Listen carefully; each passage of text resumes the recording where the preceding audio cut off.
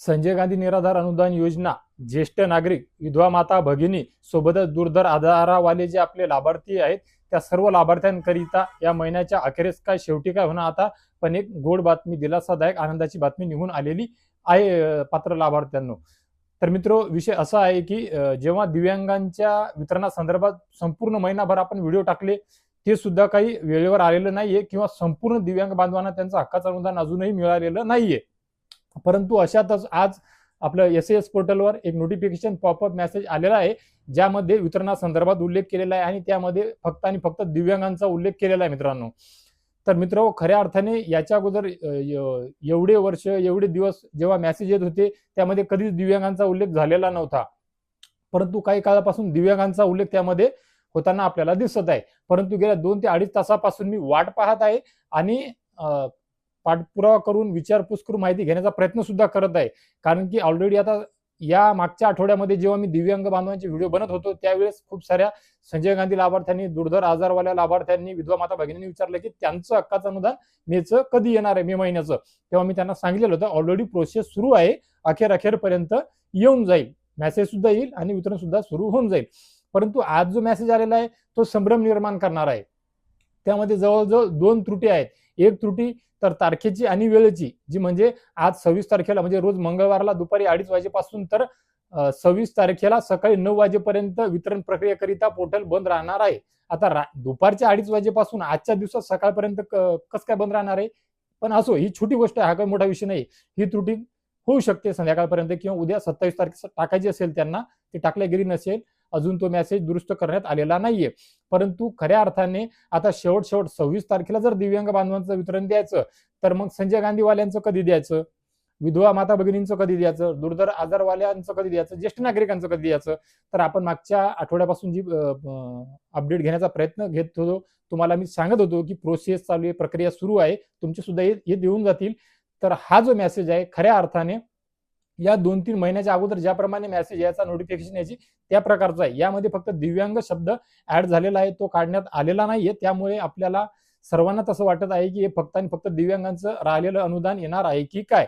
परंतु हे मी सांगितल्याप्रमाणे आपल्या सर्व संजय गांधी निराधार योजना, श्रावणबाळ निवृत्ती वेतन योजना, इंदिरा गांधी वृद्धापकाळ वेतन योजना, दुर्धर आजारवाले या लाभार्थ्यांचं अनुदान येणार आहे आणि वेळ प्रसंगी दिव्यांगांचं सुद्धा येऊ शकते. आता दिव्यांगांना उद्या येते की नाही, उद्या जेव्हा वितरण सुरू होईल तेव्हाच आपल्या सर्वांना कळणार आहे की फक्त आणि फक्त संजय गांधी योजना, श्रावणबाळ निवृत्ती वेतन योजना, इंदिरा गांधी वृद्धापकाळ वेतन योजना, विधवा माता भगिनी, दुर्धर आजारवाले फक्त यांनाच आलं की दिव्यांग बांधवांना सुद्धा आलं.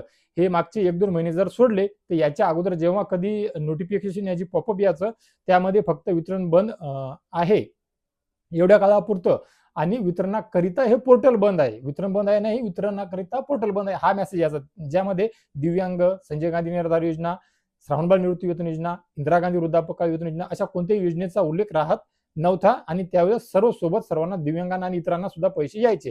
त्यामुळे आता आपण मेसेज जोपर्यंत येत नाही तोपर्यंत वाट पाहण्यापेक्षा एक अंदाज लावू शकतो आणि एक आशा करू शकतो, तशी माहिती सुद्धा मिळत आहे की संजय गांधी निराधार आणि श्रावणबाळ निवृत्ती वेतन, इंदिरा गांधी वृद्धापकाळ यांना तर उद्या वितरण सुरू होऊ शकते.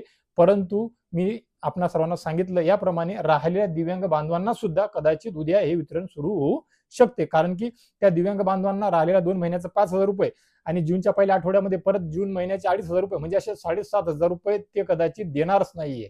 त्यामुळे मेसेजमध्ये किती वेळ दुरुस्ती होते, कधीपर्यंत दुरुस्ती होते, हे आपण पाहणारच आहोत. मी या अगोदर जेव्हा दिव्यांगांचा व्हिडिओ बनवला आज, तेव्हा मी तुम्हाला सांगितलं होतं जर तारखेचा बदल असला आणि एका दिवसापुरताच असला, म्हणजे उद्या सकाळच्या 9 वाजेपर्यंत 26च्या जागी 27 जर झाली समजा, तर मी काही व्हिडिओ बनवणार नाहीये मित्रांनो. परंतु विषय असा आहे की दिव्यांग शब्द जो आहे त्यावर फोकस जर करायला गेलं तर मग आता आज 26 तारीख, उद्या तुमचं सपोज एक अंदाज धरा किंवा दिव्यांगांचं उद्या सुरू झालं, मग राहिलेल्या 27 आणि 30 तारखेपर्यंत 3 दिवसात परत मेसेज परत वितरण सुरू होणार आहे का या संजय गांधीवाल्यांचं? तर नाही मित्रांनो. माझ्या एक अनुभवानुसार, अंदाजानुसार दिव्यांग बांधव आणि जे इतर लाभार्थी आहेत, दिव्यांग म्हणजे राहिलेले दिव्यांग, या सर्व बांधवांचं, लाभार्थ्यांचं, जे पात्र लाभार्थ्यांचं अनुदान आहे हे उद्याच्या उद्या वितरणाकरिता सुरुवात होऊ शकते मित्रांनो. मग आता हा व्हिडिओ कशासाठी बनवला?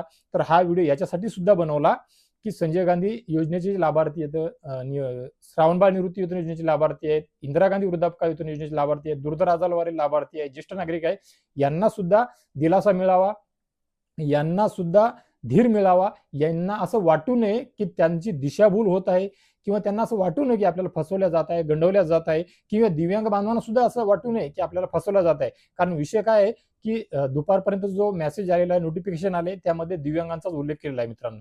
परंतु काही कर्मचाऱ्यांशी, अधिकाऱ्यांशी संवाद साधला असता त्यांच्याकडून ते स्पष्ट सांगण्यात येत आहे की ही तांत्रिक चुकी आहे, त्रुटी आहे, जी आपल्याला दिव्यांगांच्या स्वरूपात नसेल दिसत, परंतु तारखेच्या स्वरूपात तर आपण ऑलरेडी पाहिलेली आहे की ती सुद्धा एक चुकी आहे.